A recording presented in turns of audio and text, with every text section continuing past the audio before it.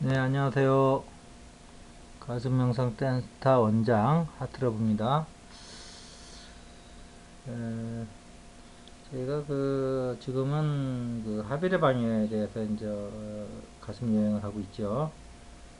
이제 첫 번째 시간은 이제 가족끼리의 합일, 가족 구성원들 간에 합의를 해서 가족에서 그 행복을 찾는 그런 시간을 좀 가졌었고요. 이제 두 번째는 이제 가족을 넘어서서 세상, 이 세상에는 뭐 이제 우리 사람과의 관계도 있을 거고요. 그다음에 이제 동물 간의 관계도 있을 거고, 본인하고 수행자와의 또 이제 식물하고 관계도 있을 거고요. 수행자와 또 이제 광물하고 관계도 있겠죠. 또 다른 말로 하면 이제 뭐 집안에 있는 애완견이라든지 또 이제 바깥에 이제 놀러 갔을 때 이제 활짝 피어있는 꽃과 이제 하나가 된다든지, 아니면 산에 이제 등산을 하러 갔는데 큰 바위를 만났을 때, 뭐 작은 바위라도 좋고요. 그 바위와 내가, 아름다운 바위와 내가 하나가 됐을 때, 이렇게 이제 합의를 이제 여러분들이 생활 속에서 이제 찾아가라는 거죠. 그랬을 적에 이제 우리가 불교에서 얘기하는 대상에 떨어지지 않는 삶을 살 수가 있어요. 예를 들면 저 우리 놀러 가서 아름다운 소나무 볼 때 그런 사람들이 있죠. 저 소나무 우리 집 앞에다 옮겨다 심어놓으면 좋겠다. 라면 그건 이제 탐진치에 떨어진 거거든. 탐욕이 생긴 거거든요. 음, 그랬을 때 이제 그 대상이 떨어진다고 그래요. 근데 그게 아니고 그 소나무와 내가 이제 가슴에서 합의를 아시는 분은 그냥 욕심을 내는 게 아니고 그 소나무와 합의를 돼서 그 소나무와 나와 그 하나됨의 느낌을 가짐으로써 훨씬 더 이제 영적인 이제 성장의 길로 가는 거죠, 이분들은. 그래서 이제 소나무 하나와 이제 그 하나됨이 중요한 게 아니고요. 그런 어떤 외부 대상과 하나됨을 실천할 수 있는 능력이 있다는 거는 모든 세상의 그 바깥에 있는 것들과 내가 분리돼서 분리감을 체험해서 거기서 외로움을 느낀다든지, 아니면 좋은 거 보면 탐심을 일으킨다든지, 아니면 나쁜 걸 보면은 뭐 또 고통을 받는다든지 하는 게 아니고요. 이건 이제 대상이 떨어졌다 그러는 거고요. 하나됨을 분리됨에서 그걸 떠나서 하나됨, 완네스를 여러분들이 가슴에 이렇게 실현시킴으로써 오히려 여러분이 존재해서 행복감을 갖는 그런 이제 영적인 능력을 가진 사람으로 이제 변하는 겁니다. 그게 이제 우리 가슴에 이제 합일의 방에서 이제 여러분들이 얻는 경지예요. 이렇게 가슴을 모르는 사람들은 사실은 이게 대상과 하나 된다는 것이 상당히 큰 숙제예요. 그러니까 아예 대상을 이제 외면하거든요. 대상을 보면 자꾸 대상이 떨어지니까. 그래서 아예 이제 그런 기회가 적은 산 속으로 간다든지, 한적한 곳에 이제 명상센터를 옮긴다든지 이러는데, 오히려 가슴에서 합의를 하시는 분들은 오히려 세상이야말로 세상은 바로 행복이라고 하는, 나의 욕망을 들끓게 하는 게 아니고 바로 그러니까 바깥의 대상의 문제가 아니에요. 나의 능력의 문제지. 그래서 머리에서 수행하지 마시고 가슴으로 들어오셔가지고 바로 이렇게 대상과 하나 되는 경지를 바로 취득하시기 바랍니다. 그랬을 적에 세상은 고통이 아니고 행복의 원천이라고 하는, 완전히 180도 바뀌는 삶이 전개되실 수가 있어요. 자, 이번엔 이제 세 번째 시간으로요. 이번에는 이제 신성, 즉 신과 하나가 되는 신과 합의라는 부분에 대해서 여러분들에게 좀 말씀을 좀 드리도록 하겠습니다. 우리가 이제 신이라고 그러면 보통 이제 두 가지 개념으로 볼 수가 있어요. 여러 관점에서 볼 수 있는데, 제가 요번에 말씀드리는 관점은 뭐냐면, 인격적 신과 비인격적 신, 이렇게 나눠볼 수가 있어요. 그래서 이제 비인격적인 신이라고 하면 뭐냐면, 우리 의식이 이렇게 고차로 올라갔을 적에, 수행을 통해서 올라갔을 때 만나지는 신성, 어떤 무념무상에서의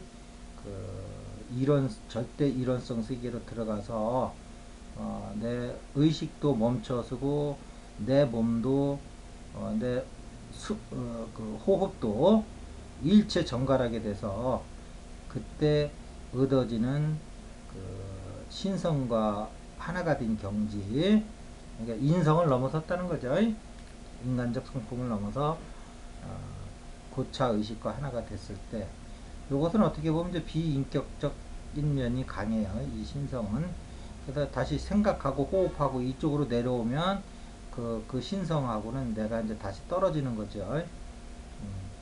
그러니까 그 신성이라는 의식의 단계는 빨주노트 파남보처럼 이렇게 우리가 고차의 어떤 한 의식의 권역이 있다고요.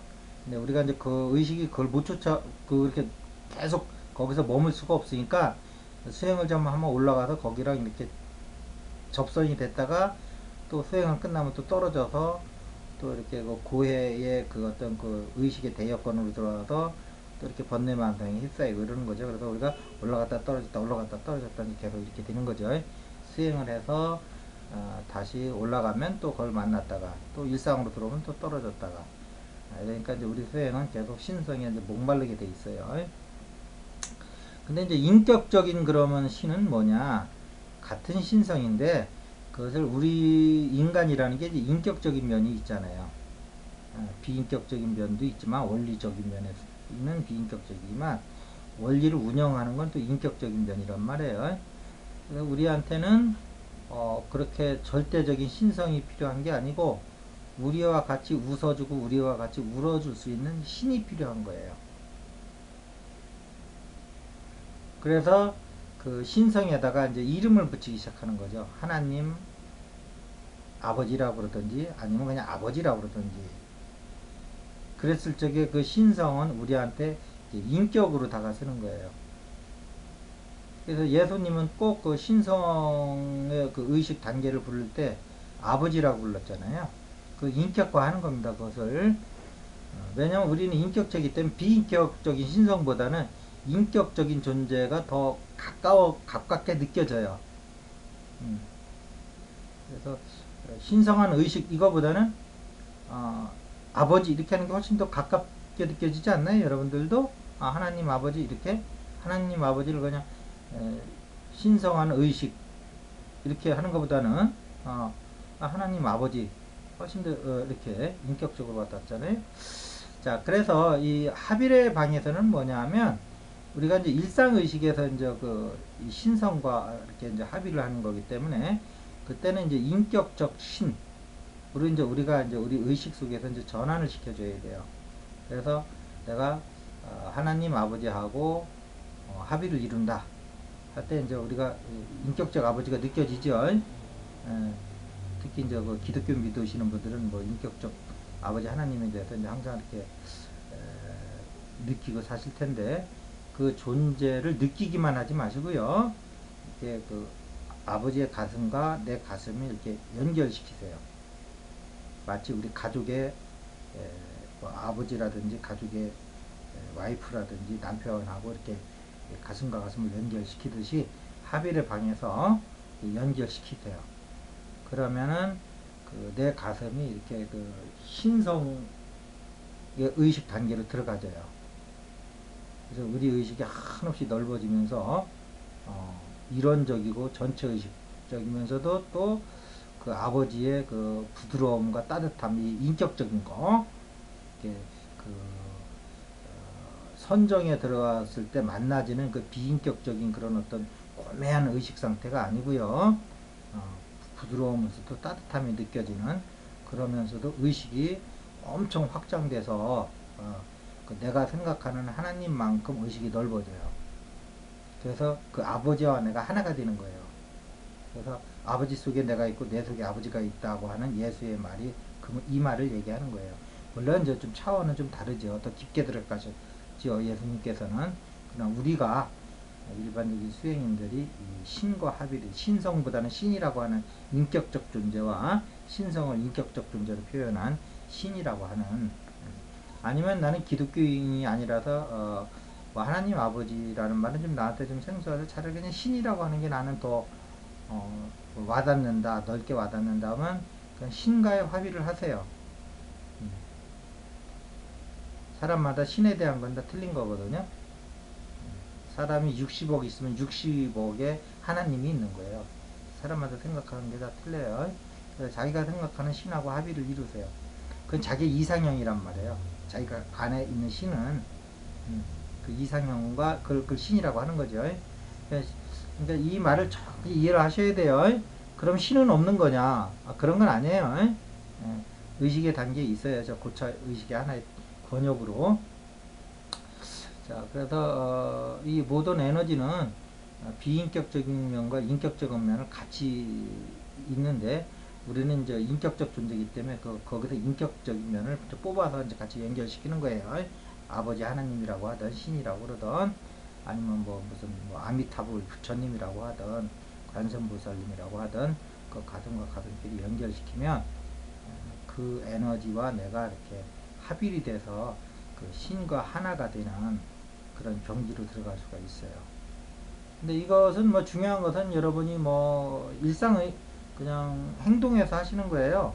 가슴 명상은 그게 특징인데 뭐 이렇게 별도의 뭐 시간을 내서 이렇게 앉아서 다리를 꼬고 조식을 하고 이럴 필요가 없어요. 그냥 앉은 그 자리에서 서 있는 그 자리에서 일상에서 그 자리에서 그대로 신과 합의를 방해해서 여러분들이 합의를 하시면 신과 하나가 되는 경지를 바로 들어갈 수가 있어요. 이게 가슴 명상의 특징이에요. 가슴에 있는 건 그냥 꺼냈으면 되는 거예요. 이미 다 있어요. 그러면 머리는 뭐 필요하느냐? 만약에 여러분이 합일이라고 하는 개념이 없다고 그러면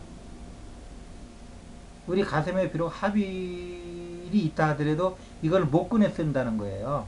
그런 의미에서는 머리가 엄청 중요한 겁니다. 그렇지만 머리의 필요성은 곧까지예요. 거기까지예요. 근데 가슴에서 합의는 발견 못하고 합의라는 개념만 가지고 뭘 합의를 해보려고 그러면 10년, 20년 해도 이렇게 이제 다른 쳇바퀴들도 헛도는 거죠. 왜? 머리에선 실존이 아니거든요. 머리에선 개념만 가져다 주면은 그 개념이 바로 가슴에서 이제 꺼내 쓰면 되는 거예요. 그래서 머리의 그 중요성과 동시에 머리의 한계성을 동시에 하셔야 된다는 거예요. 그래서 가슴은 또 머리가 없이는 존재할 수가 없겠죠. 가슴에 아무리 합일이 많으면 뭐 하겠어요. 머리에서 합일이라는 개념이 없으면 가슴에 들어와서 그 합일을 봐도 합일을 알아보질 못한다고요. 아시겠죠? 사랑도 마찬가지예요. 우리는 사랑을 너무나 당연히 하는데 만약에 인류에게 사랑이라는 개념이 없다 그러면 우리 가슴에 들어와서 항상 이 가슴에 넘쳐나는 이 사랑을 만나도 이게 사랑인지를 모르고 그냥 지나간다고요. 이게 머리가 꼭 필요한 거와 동시에 또 머리의 한계성이에요. 사랑을 우리가 좀 못 찾는 거는 가슴에 들어오지 않고 현대인들이 아직은 인류가 이렇게 가슴으로 못 들어오는 상태가 있거든요. 지금 이제 가슴 명상이 이제 처음 이제 나오기 시작한 건데 이게 이제 어떻게 보면 이제 머리의 세계에서 가슴의 세계로 내려오는 하나의 이제 초석이 되겠죠. 시그널이 되고 자 그런데 이 그 우리의 그 머리가 이런 어떤 고요다, 사랑이다, 행복이다, 뭐 합일이다 이런 개념을 우리가 인류가 발견해내지 못했으면 그리고 아직 원시인 상태로 많이 있다 그러면 언어 자체도 없는 만약에 원시인이다 그러면 가슴 열어놔봐야 아무 의미가 없어요. 쓰들 못해요. 마치 어린아이가 어렸을 때 어머니랑 헤어졌어요. 어머니를 몰라요. 근데 우연히 아집트 입에 살게 됐어요. 맨날 다니면서도 자기 어머니 봐도 어머니라고 그냥 지나가는 거겠죠. 어머니인지 모르고 똑같은 원리예요. 그래서 일단은 사람은 머리에서 인포메이션이 있고요.